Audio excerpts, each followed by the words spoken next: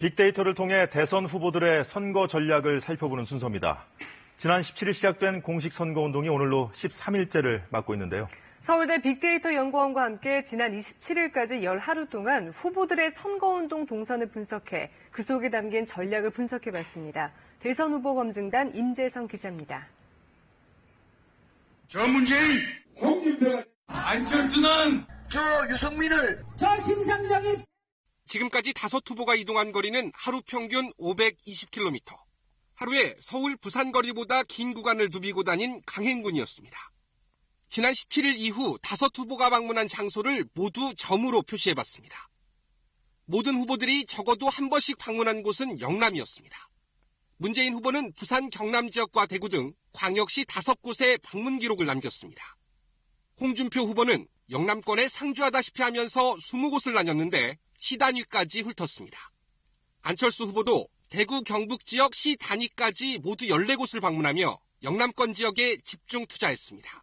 선거 중반부터는 유승민 후보가 대구, 경북, 심상정 후보는 부산, 경남 지역을 중심으로 영남권 공략에 가세하면서 혼전 양상을 이뤘습니다. 호남 지역에서는 후보별 격차가 뚜렷했습니다. 비교적 전국을 고루 다닌 문재인 후보는 선거 초반 광주와 전북 3곳을 방문했고 안철수 후보는 광주와 전남북을 아우르며 호남 지역 9곳을 찾았습니다. 홍준표 후보는 충청 지역 10곳을 방문했는데 다른 4후보보다 배 이상 많은 방문 기록입니다. 유권자 수가 가장 많은 수도권은 모든 후보들의 필수 코스였지만 그중에서도 유승민, 심상정 후보는 선거운동의 절반 이상을 수도권에 투자했습니다. 어느 한 지역을 소홀히 할 수 없는 이번 대선의 독특한 선거 구도 때문인 것으로 분석됐습니다. 이번 선거에서는 수도권뿐만 아니라 실제로 영호남 지역도 이제 지역 구도가 깨지면서 상당히 부동층 유권자가 많은 것으로 분류가 될 수밖에 없을 것 같습니다. 지난 18대 대선에서 양자구도를 보였던 당시 대선 후보들이 가장 많이 방문한 지역을 GIS, 이 지리정보 시스템으로 분석해봤습니다.